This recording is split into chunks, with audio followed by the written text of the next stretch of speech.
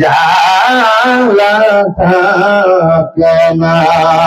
বলেন এক নজর দেখলে যারে মনের জালা থাকেনি থাকেনি। ওরে কেউ বোঝে না, কে শোনে না, ওরে করে যে কত বেলা, কেউ বোঝে না, কে শোনে না, ওরে করে যে কত বেলা, ওরে কামেল পীরের পেলে আছে খোদা প্রাপ্তির খেলা। ওরে কামেল পীরের দেলে আছে আল্লাহ বেদের মহা খেলা। ঠিক না? ঠিক। এই যে জিকির গুলা দিলেন, কোন কোন তরিকা কাদরিয়া, চিশতিয়া, নকশবন্দিয়া, মুজাদ্দিদিয়া, আশরাফিয়া, সাবিরিয়া, ওয়াইসিয়া, কদমিয়া সহ যত সমস্ত তরিকতের আছে, মাশায়েখ কেরাম যারা আছে তারা এক একটা সবক দিছে না? আওয়াজ তুলে দিছে না? শুধু সবক তারা দেয় নাই, যারা তরিকতের মধ্যে আছে, যারা হক্কানি আল্লাহর ওলি আছে, তারা কি নামাজ বাদ দিছে? আওয়াজ তুলে বাদ দিছে? জবান খুলে বাদ দিছে? তাহলে সমস্ত ওজিফা কালামগুলি, বিশেষ করে যত সমস্ত তরিকত রয়েছে, সমস্ত তরিকতের মাশায়েখ কেরামদের ওজিফা হচ্ছে নামাজের পরে। ঠিক না? বা ঠিক? কারণ কি? কারণ নামাজ যদি না পড়ে ওজিফা কালাম করতে পারবে না। আগে ফরজ, আল্লাহর ওয়াহিদানিয়তের সাক্ষী হচ্ছে আগে, এরপরে সালাতের ব্যাপার সেবার আসবে, এরপরে নফল ইবাদত বندگی হিসাবে আল্লাহর ওলিদের দেওয়া, আল্লাহর মাহবুব বান্দাদের দেওয়া এই সমস্ত ইবাদতগুলি করে মরা কলবটাকে জিন্দা বানায় কবরে যাইতে হবে। জোরে কোন সুবহানাল্লাহ। এটা তো সেই জায়গা। আপনার ভাইরা আমার পরিবার গভীরভাবে খেয়াল করেন, কোরআনে কারীমের যে আয়াতে কারিমা তেলাওয়াত করেছিলাম, আমার প্রাণের ভাইরা, যদি আল্লাহ তাআলার আনুগত্য আমরা করতে পারি, আল্লাহর আনুগত্য কিভাবে করব? আল্লাহ কোরআনে বহু জায়গায় বলে দিয়েছে আতিউল্লাহ আতিউর রাসূল। আল্লাহর আনুগত্য যদি করতে চাও, রাসূলের আনুগত্য করো। বলুন সুবহানাল্লাহ। রাসূলের আনুগত্য যদি করি গো, রাসূলের আনুগত্য করতে বলে সূরা বাকারার মধ্যে আরেকটা আলোচনা টানলেন, কামা আমানান নাস, ওই সমস্ত মানুষদের প্রতি ঈমান আনো। কোন সমস্ত মানুষদের প্রতি ঈমান আনবো? কামা আমানান নাসের ব্যাখ্যায় তাফসীরে জালালাইন যদি কারো ঘরে থাকে খুলে দেখবেন, কামা আমানান নাসের ব্যাখ্যায় প্রথম টান দিলেন আল্লাহ নবী সাহাবীরা যারা ছিল তাদের ক্ষেত্রে, তারপরে তাবে তাবি, তারপরে আশরায়ে মুবাশশিরিন মুস্তাহিদিন সালফে সালিহিন থেকে শুরু করে নায়েবে নবী যারা হয়, হকের নব্বী আল্লাহর ওলি যারা হয়, উলামায়ে কেরাম যারা হয়, আল্লাহ রাব্বুল আলামিন তাদেরকে কামা আমানান নাসের কাতারে ফেলছেন। বলুন সুবহানাল্লাহ। এই বিষয়গুলো আমরা বুঝি না, বুঝার চেষ্টা করি না। আবার আল্লাহ রাব্বুল আলামিন সূরা নিসার যে আয়াত কারিমাটা নিয়েছিলাম, গভীরভাবে খেয়াল করেন। সাহাবী বারবার কান্না আরম্ভ করে দিল, আমার নবীজি সমাধান করে দিলেন, যদি আমি নবীর সাথে ইত্তেবা করো, আমি নবীর ইত্তেবা যদি করো, আমি নবীর সাথে যদি তুমি থাকতে চাও, শুধু নবীর সাথে না, শুহাদাদের সঙ্গী হবে, সাদিকিনদের সঙ্গী হবে, সালিহিনদের সঙ্গী হবেন। আমার প্রাণের ভাইরা, আমরা মানুষ, আমাদের জীবনটা ভুলের মধ্যে, আমাদের জীবনটাই ভুল অবস্থায়। আল ইনসান মুরাক্কাবু বিল খাতাইন নাসিয়া, মানুষের জীবনটা ভুলে ভুলে ভুলে ভুলে চলে যায়। মানুষ হায়াত পায় 60 বছর, হায়াত পায় 70 বছর, হায়াত পায় 80 বছর সর্বোচ্চ। বর্তমান জামানায় আপনারা তো ফ্রেশ খাইছেন, ফ্রেশ মাছ খাইছেন, ফ্রেশ মাংস খাইছেন, শাকসবজি খাইছেন, কিন্তু আমরা ঢাকায় যারা থাকি, আমরা প্রিজারভেটিভ দেওয়া খাই। আমাদের ওই পর্যন্ত হায়াত যাবে কিনা আমরা জানি না। ও প্রাণের বাবা জানে আমার, গভীরভাবে খেয়াল করেন। এই জন্য বলছি, কামেল ও মুকাম্মেল ওলি যারা হয়, নায়েবে নবী যারা হয়, তাদের অনুসরণ অনুকরণ করার দরকার আছে। কেন দরকার আছে? আমরা তো জানি না, আমরা আত্মবোলা মানুষ, আমরা পথ বোলা মানুষ। বর্তমান দুনিয়ায় মানুষ চোখ থাকতে অন্ধ হয়ে গেছে, মানুষের কান থাকতে তারা বধির হয়ে গেছে, মানুষের মুখ থাকতে তারা বোবা হয়ে গেছে। তারা অন্যায় দেখলে তারা মুখ খুলে না, অন্যায় দেখে তারা মুখ খুলে না, চোখ দিয়ে দেখার পরও তারা কর্ণপাত করে না। একে একে একে একে হাসতে হাসতে গুনাহ করতেছে, খেলতে খেলতে গুনাহ করতেছে, ওইদিকে কোনো ভ্রুক্ষেপ নাই। প্রাণের বাইরে আমার এই জামানাতে বারবার রাখালি করার জন্য, বারবার রাখালি করার জন্য আল্লাহ বলিরা শক্ত পদক্ষেপ নিয়ে আজকে কেন মাহফিল সাজাইলো? এই সমস্ত মাহফিল সাজাইতে তো হাজার হাজার টাকা খরচ হয়, এই মাহফিল গুলা সাজাইতে লক্ষ লক্ষ টাকা খরচ হয়। আবার তবারকের দরকার আছে, তবারক ছাড়া হয় না। কারণ যারা তরিকতের মাশায়েখ কেরাম হয়, আমার মায়ের নবীজি বলেন তুতিহিমুত-তাআম, তোমরা মানুষদেরকে খাদ্য খাওয়াও। কেন খাদ্য খাওয়াইবা? গভীর ভাবে খেয়াল করেন, বর্তমান জামানায় আমার কিছু ভাইরা আছে জিয়াফতকে বন্ধ করে দিতে চায়। 40 করে 3 দিনের জন্য মৃতের জন্য দোয়া করে, সালে সওয়াব করে, এটা বন্ধ করে দিতে চায় না।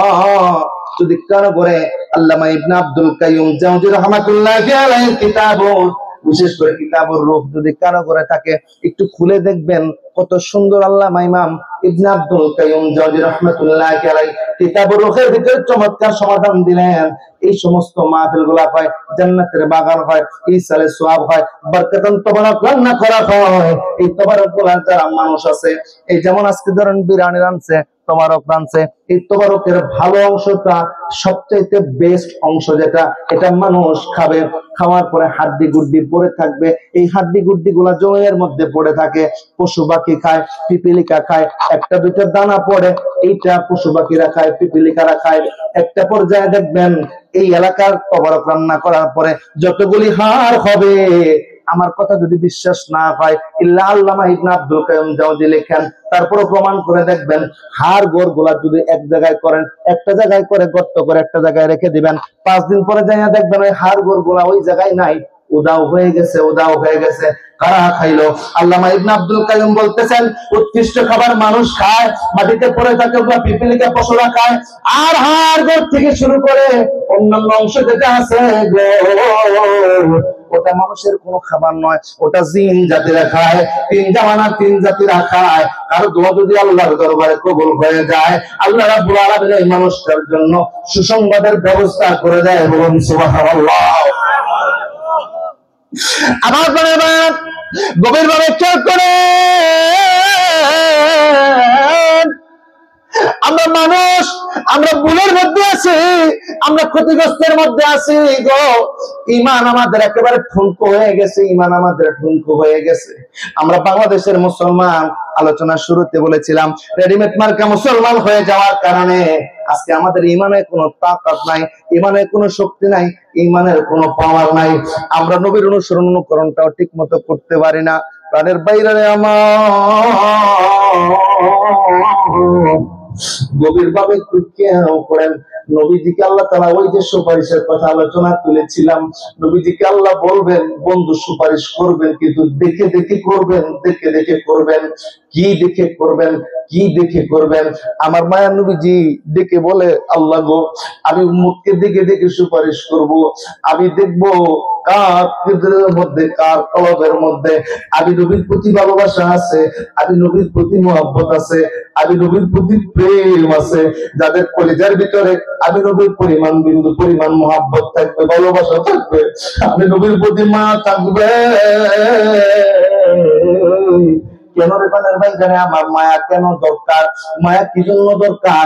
আমি প্রায় মাহফিলে এই কথাটাকে স্পষ্ট করে উল্লেখ করি, কারণ নবীর প্রতি মায়া নাই দেখে, আমাদের নবীর প্রতি ভালোবাসা নাই দেখে আমাদের হৃদয়ে এই ফিল আসে না, আমাদের কলিজায় এই ফিলটা আসে না, আমাদের ভিতরে এই টেন্ডেন্সি আসে না, আমাদের ভিতরে এই জিনিসটা জাগ্রত হয় না। আমার মায়ের নবীজি নামাজের জন্য ওদের ময়দানে কান্নার মোবারক শহীদ করে দিল। কি দরকার ছিল? আমার আল্লাহ রাব্বুল আলামিনকে বললে আল্লাহ বিজয় দিয়ে দিতে পারতো। ওদের ময়দানে যখন অবস্থা খারাপ হয়ে গেল, আল্লাহ নবীজি রাহমাতুল্লিল আলামিন যদি বলতেন, আল্লাহ বদরের যুদ্ধের মতো আসমান থেকে ফেরেশতা নামায়া দাও, আল্লাহ দিতে পারতো কি পারতো না? আওয়াজ তুলে পারতো কি পারতো না? কিন্তু দান দান মোবারক শহীদ করে দিল। ওই রক্ত আল্লাহর দরবারে সেদিন উঠবে। ইমাম হুসাইন কারবালার ময়দানে যখন গেল, কারবালার ময়দানে যাওয়ার পরে যখন 3 দিন পানি আটকায় দিয়েছিল, আবার মায়া নবীজির দৌহিত্র ইমাম হুসাইন কি বলতে পারতো না, মাওলা গো জান্নাতের দিকে তুমি পানির ব্যবস্থা করে দাও। আমার আম্মা জান ফাতিমাতুজ জাহরা রাদিয়াল্লাহু তাআলা জান্নাতের জান্নাতের সমস্ত মহিলাদের সন্তানই আমার মা এত বড় একটা দায়িত্ব থাকবেন। আমি ইমাম হুসাইন, আমার ভাই ইমাম হাসান জান্নাতের যুবকদের সর্দার, সমস্ত যুবকদের সর্দার মাওলা পাক ঘোষণা করছে। আবার নানাজি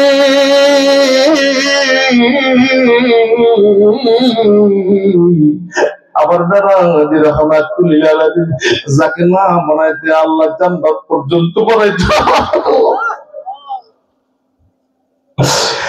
যাকে না দেখলে আমার মাওলা পাকের ভালো লাগে না। 1,24,000 পয়গম্বর, মতান্তরে 2,24,000 পয়গম্বরকে আল্লাহ নবুয়ত দিল, রিসালাতের দায়িত্ব দিল। কাউরে তো আসমান জগতে দিল না, কাউরে তো মেরাজ করাইলো না, কাউরে তো ওই জায়গায় দিল না। আবার মায়া নবীজিকে নিল, মায়া নবীজিকে ডেকে ডেকে ডেকে ডেকে বলতেছিল, বন্ধু গো আমি আপনারে আমি আমার কাছে আনছি, আমি আপনারে আমার কাছে আনছি, আমি আপনারে আমার কাছে আনছি, আমি আপনারে আমার কাছে আনছি। কাবা কাউসাইন আপনার কাছাকাছি আনছি, কাছাকাছি আনছি, কাছাকাছি আনছি।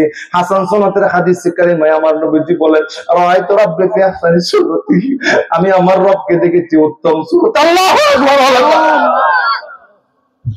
আমার মায়া নবীজির কাছে আমার আল্লাহ রাব্বুল আলামিন একেবারে কাছে। আমার আল্লাহ রাব্বুল আলামিন দিকে বলে, বন্ধু গো আমি আপনাকে ভালোবাসি, আমি আপনাকে ভালোবাসি, আমি আপনাকে ভালোবাসি। আমার নবীজি কথা কয় না, আমার নবীজি কথা কয় না, একটা জবাব দেয় না। তখন কাবলি উম্মতি বলে কান্না করে, আবার কাবলি উম্মতি বলে কান্না করে। আবার মায়ের নবীজি 3 বার বলার পরে যখন জবাব দেয় না, আমার মায়ের নবীজি তখন উম্মতের পেরেশান থাকে, উম্মতের চিন্তায় পেরেশান থাকে। আমার মাতের ভাবে কি গতি, আমার মাতের ভাবে কি। আমার পরিবারা কোরআনের যে আয়াত কারিমাটা পেলাম, আলোচনার জন্য নিলাম। কেন এই আলোচনাগুলি আমাদের জন্য দরকার, কেন এই আলোচনাগুলি আমাদের জন্য বেশি বেশি দরকার, কেন পর্যালোচনা আমাদের জন্য বেশি বেশি দরকার। ওয়াজে ওঠার পরে বারবার অনুরোধ করা হয়, নামাজের কথা বলো, রোজার কথা বলো, এত কথা বলো। ক্রিশ্চিয়ান কেন আপনাদের মধ্যে নামাজের টেন্ডেন্সি আসবে না, ক্রিশ্চিয়ান কেন আপনাদের ভিতরে রোজার টেন্ডেন্সি আসবে যতক্ষণ পর্যন্ত আপনার ভিতরে ফিল না আসবে। আমার মায়ের নবীজি নামাজকে প্রতিষ্ঠা করতে যাই উহুদের ময়দানে দান দান ভাঙছে। ইমাম হুসাইন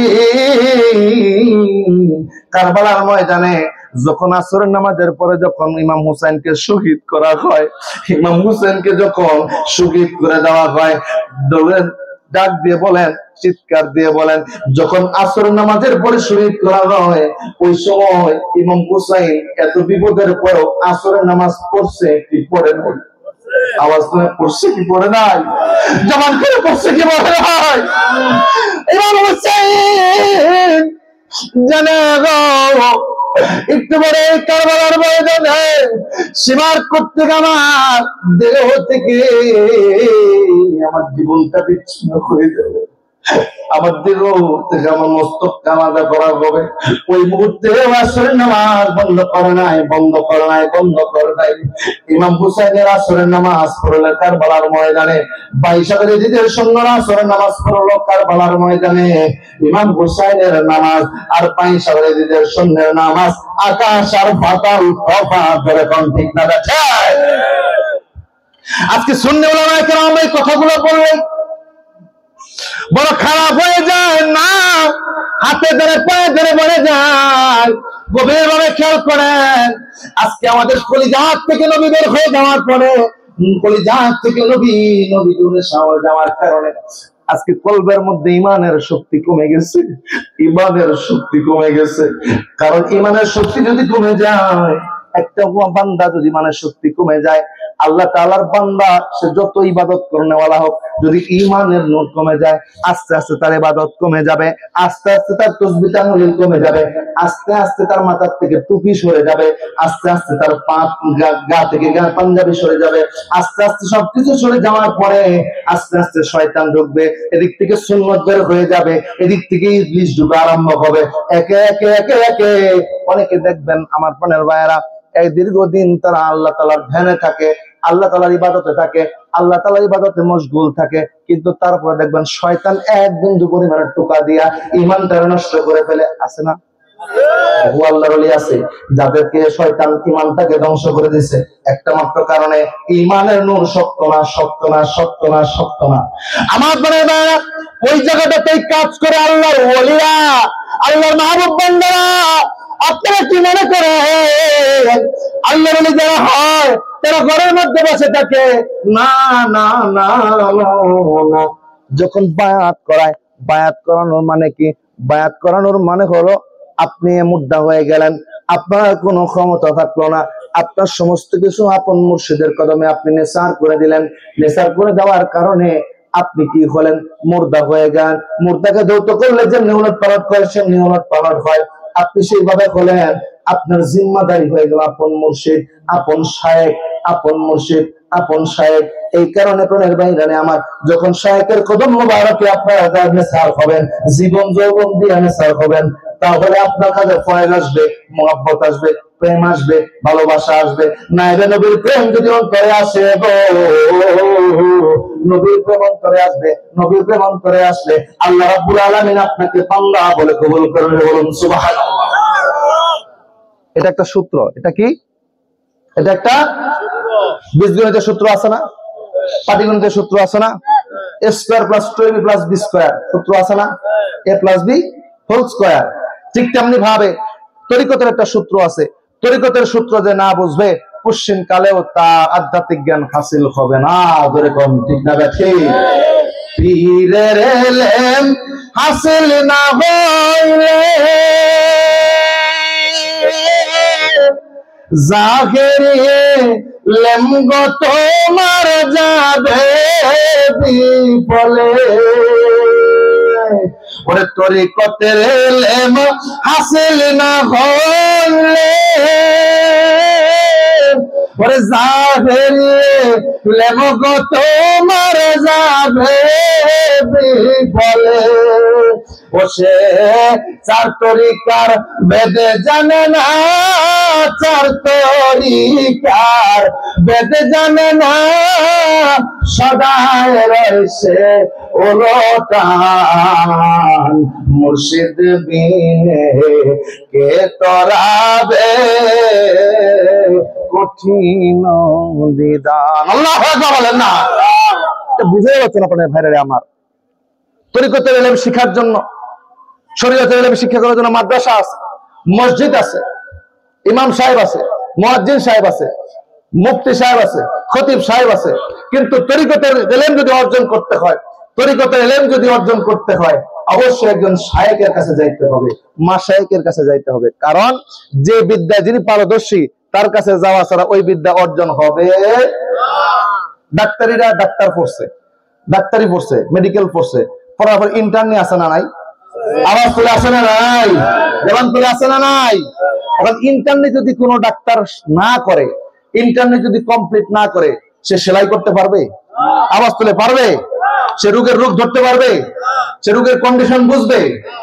এই জন্য মানুষ সিনিয়র ডাক্তার খুঁজে, প্রফেসর খুঁজে, তার অভিজ্ঞতা বেশি, তার প্র্যাকটিস বেশি। ঠিক তেমনি ভাবে শরীয়তের ইলমের পাশাপাশি তরিকতের ইলম যখন চর্চা হবে, শরীয়ত, তরিকত, হাকিকত, মারিফত মিলে একজন মানুষ মুকমিলে কামেলে পরিণত হয়। বলুন সুবহানাল্লাহ। আর শরীয়তের ইলম তখনই হবে যখন আপনি নবীর এই শরীয়ত অনুযায়ী ইতাআত করবেন। আর তরিকতের ইলম তখনই অর্জন হবে যখন আপনার সাথে একজন কামেল মোকাম্মেল মুর্শিদের হাতে হাত থাকবে, ঠিক তখনই বায়াতে রশি থাকবে। শরীয়ত তরিকত মিলে ইমাম গাজ্জালী রাহমাতুল্লাহ আলাইহি উনি ওনার কিতাবের মধ্যে লিখতেছে আর শরীয়তু শাজারাতু, শরীয়ত হচ্ছে একটি গাছ, তরিকতু সামারাতুহা, তরিকত হচ্ছে ফল, আর লাজ্জাতু সামারাতুহা, ফলের যে স্বাদ নির্যাস হচ্ছে হাকিকত। ওই ফলের ভিতরে একটা গাছ রয়েছে, যে গাছের মাধ্যমে আরেকটা গাছ রোপণ হবে, বীজ রোপণ করলে গাছ হয়ে যাবে। এটা হচ্ছে তরিকতের সেই মারিফাত। বলুন সুবহানাল্লাহ। এটা তারাই চিনতে পারে, এটা তারাই করতে পারে, তারাই দেখতে পারে যখন আল্লাহর ওলির কদমে আপনি নেসার হয়ে যাবেন। বলুন সুবহানাল্লাহ। মুহাব্বতে আল্লাহুম্মা সাল্লি আলা সাইয়্যিদিনা اللهم صل على سيدنا دنا بيانا شافيانا ماد اللهم صل على سيدنا মাদানা বিয়ানা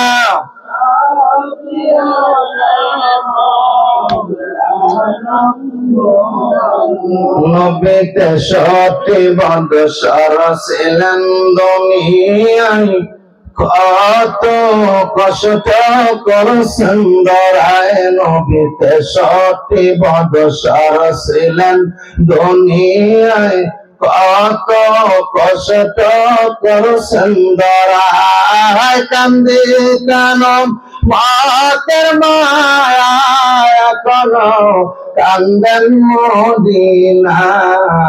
আল্লাহুম্মা সাল্লি, জোরে জোরে, মাদানা বিয়ানা।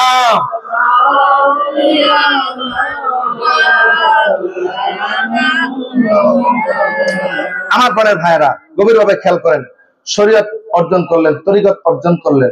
এখন পৃথিবীতে মানুষ হচ্ছে দুই প্রকারের। কয় প্রকারের? একটা হচ্ছে পুরুষ জাতি, একটা হচ্ছে পুরুষ জাতি। আমরা যারা আছি আমাদের কিছু দায়িত্ব কর্তব্য আছে না নাই? যারা নারী জাতি আছে তাদেরও কিছু দায়িত্ব কর্তব্য। এখন আজকে আমরা বর্তমান সমাজটা বড় কুলুষিত। আজকে স্টেশনে যখন আসলাম, যখন এয়ারপোর্ট স্টেশনে আসলাম, তখন দেখলাম যে জামাই বউ ঝগড়া লাগছে, মারামারি পর্যায়ে। বলেন সমাজ কতটুকু অধপতনে গেছে? আজকে রেল স্টেশনের ভিতরে তারা হাজব্যান্ড ওয়াইফ মারামারি করে। এর কারণটা কোথায়? এর কারণটা কোথায়? এর কারণটা সেই জায়গায় আজকে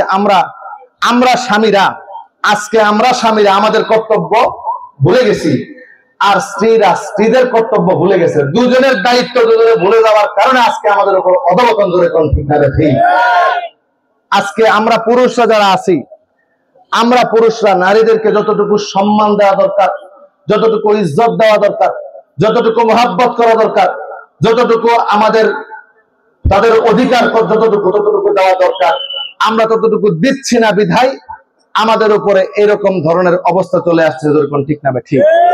আর অপর দিকে যারা মহিলারা আছে, তারা স্বামীর হক, স্বামীর কর্তব্য তারা আদায় না করার কারণে, আপনারা কি জানেন সহিহ বুখারীর মধ্যে আছে, বিশেষ করে আমার মায়ান নবী রাহমাতুল্লিল আলামিন দয়াল নবী যখন মেরাজের রজনীতে গেলেন, বিশেষ করে সহিহ বুখারীর সালাতুল কুসুফ সূর্য গ্রহণের নামাজের অধ্যায়ের মধ্যে হাদিসে কারিমাটা আছে। আমার মায়ান নবীজি নামাজে দাঁড়াইছেন, দীর্ঘক্ষণ তিনি নামাজে থাকলেন, নামাজ শেষ করলেন। সাহাবায়ে কেরামরা জিজ্ঞাসা করেন, ইয়া রাসূলুল্লাহ, আমি এত লম্বা নামাজ তো কখনো দেখি নাই। আপনি নামাজ পড়লেন, আসমান জগতে হাত বাড়ায় দিলেন, হাত নামায় নিয়ে আসলেন। আমার মায়ান নবীজি ডেকে বলে, আমি জাহান্নামের ভিতরে ঘুরতেছিলাম, দেখলাম শুধু নারী আর নারী আর নারী। এত নারী কি জন্য? জিবরাইল, এত নারী কি জন্য? এত নারী তো জাহান্নামে যাওয়ার কথা না। ইয়া রাসূলুল্লাহ, এদের কুফরি করার কারণে, এরা কুফরি করার কারণে আজকে এরা জাহান্নামী হয়ে গেছে। চিৎকার দিয়ে বলেন না নাউযুবিল্লাহ। আল্লাহ নবী ডেকে বললেন, ও জিবরাইল, এরা কি আল্লাহর সাথে কুফরি করেছে? এরা কি আল্লাহর একত্ববাদে শরীক করেছে? না গো ইয়া রাসূলুল্লাহ, না। তারা একত্ববাদের শরীক করে নাই, তারা আল্লাহর সাথে কুফরি করে নাই, তারা তাদের স্বামীর সাথে কুফরি করেছে। চিৎকার দিয়ে বলেন আলহামদুলিল্লাহ। জিবরাইল লিখে বলে, ইয়া রাসূলুল্লাহ, ইয়া হাবিবাল্লাহ, নবী গো, ওগো মায়ার নবীজি, ওগো মায়ার নবীজি, ওনারা স্বামীর সাথে কুফরি করার কারণে আজকে শাস্তি পেতে হচ্ছে। স্বামীর সাথে কিভাবে কুফরি করলো, কিভাবে স্বামীর সাথে কুফরি করলো? একজন নারী 29 বছর, 40 বছর, 50 বছর স্বামীর সংসার করার কারণে কোন একটা পর্যায়ে ঝগড়াঝাটি হওয়ার কারণে বলে ফেললো, তোমার সংসারে এসে আমি কিছুই পাই নাই, তোমার সংসারে এসে আমি কিচ্ছু পাই নাই, আমার জীবনটাই বরবাদ হয়ে গেছে। আমার আল্লাহ রাব্বুল আলামিন এত ক্ষমতা, এত পাওয়ার, এত দয়া, যখন নারীদের উপরে এত ইহসান করলেন, তারপর ওই ব্যাপারে আমার আল্লাহ গুসা হয়ে যাইয়া নারীর সমস্ত আমলনামাগুলি ক্লোজ করে দেন।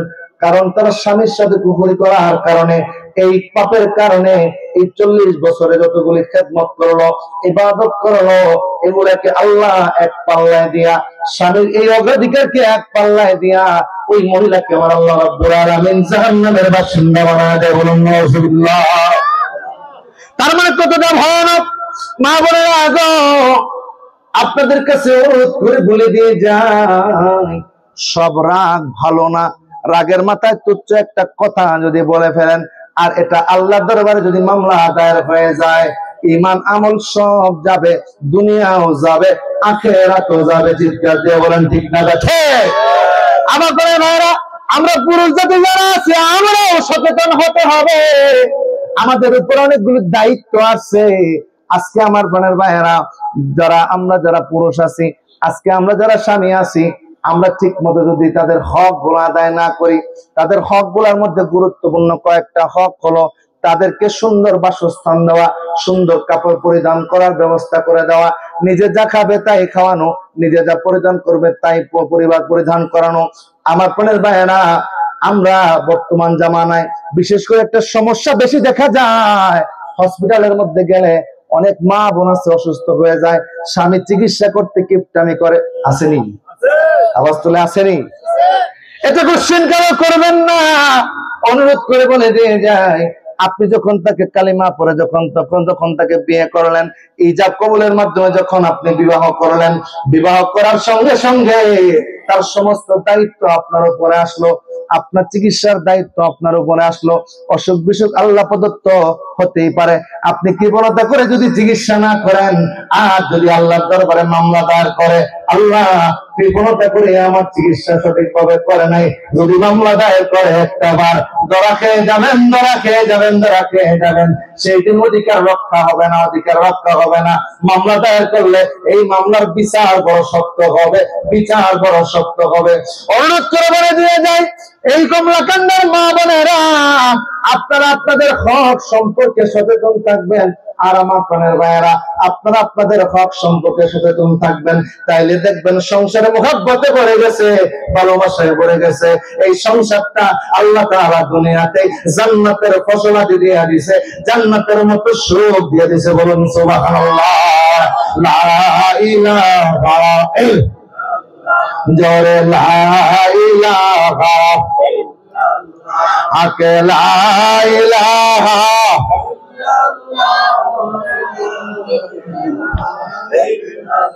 অনেক ভাইয়েরা, আলোচনা আর লম্বা করব না। আয়াতে কারিমা যে পর্যন্ত নিয়েছিলাম, ছোট্ট একটা সারাংশ আপনাদের মাঝে তুলে ধরে দিয়ে যাই। আল্লাহ রাব্বুল আলামিন আমাদের জন্য নিয়ামত দিলেন, আমার মায়ার নবী রাহমাতুল লিল আলামিনকে জোরে বলেন ঠিক না ঠিক? আমার মায়ার নবীকে পেয়ে আমরা খুশি না বেজার? আরো খুশি আমরা মায়ার নবীর উম্মত হতে পেরে, জোরে বলেন ঠিক না ঠিক? এখন আমাদের জন্য করণীয় কি? এই কোরআনের আয়াতে আমার আল্লাহ রাব্বুল আলামিন জানাই দিতেছে, আমাদের একটাই করণীয়, আমার মায়া নবীজির মুহাব্বতকে অন্তরে ধারণ করে, প্রেমকে ধারণ করে। প্রেম কিভাবে ধারণ করবেন? মায়া নবীজির প্রেম তো আর কলমাকান্দা বাজারে কিনতে পাওয়া যাবে না, কলমাকান্দা বাজারে পাওয়া যাবে না, এটা সুনামগঞ্জে পাওয়া যাবে না, এটা নেত্রকোনাতে পাওয়া যাবে না, ঢাকা শহরে কিনতে পাওয়া যাবে না। আল্লাহর ওলির সামনে যদি আপনারা বসেন, আল্লাহর ওলির সামনে যদি আপনারা বসেন, একটা অর্থ তাওয়াজ্জুহ দিয়া, আঙ্গুলের ইশারা দিয়া আল্লাহর ওলির কলবের মধ্যে নবীর প্রেম ঢুকায় দিতে পারে। আল্লাহু আকবার।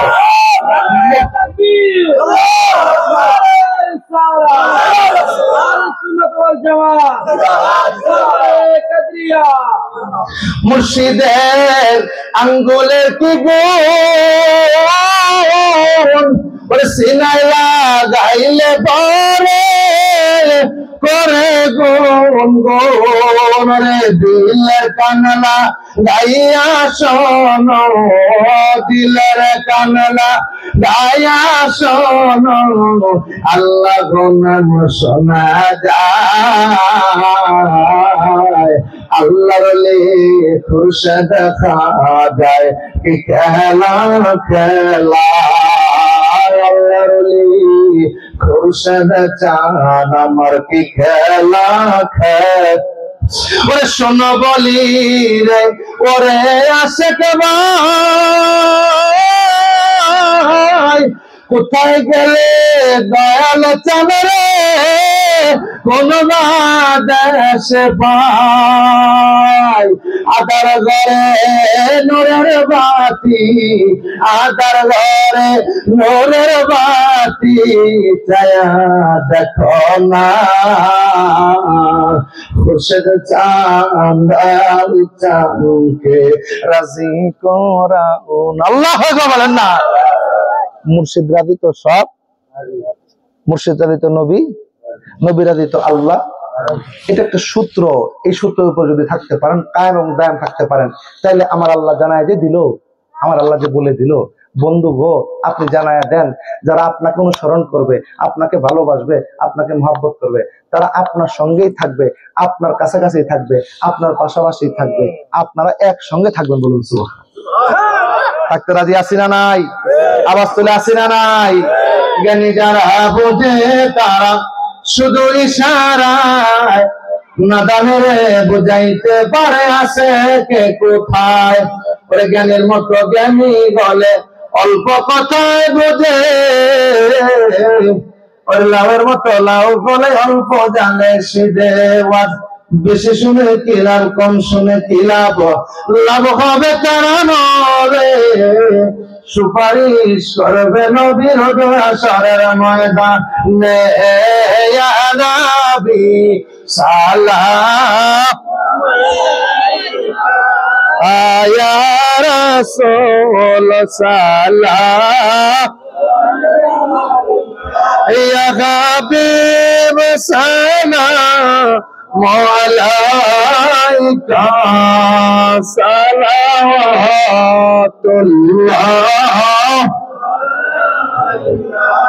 নবীজি গো,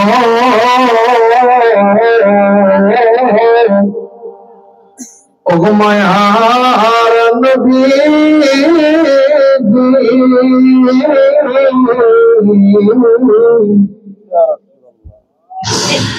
নবীজি গো ভুলে যায় না, ওগো নবীজি ফেলে দিয়ে যেদিন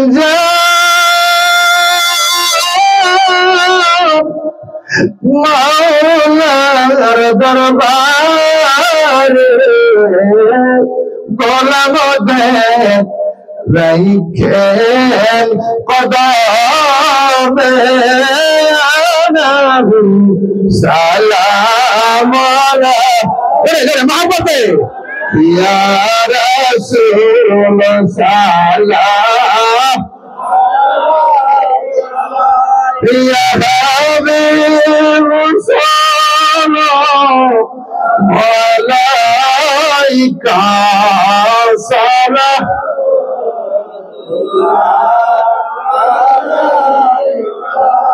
জীবনে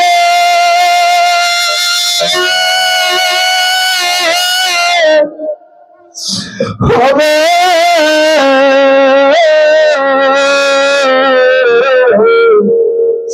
কি দেখা, ইয়া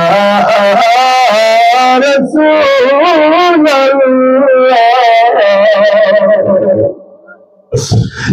মরণে পাবো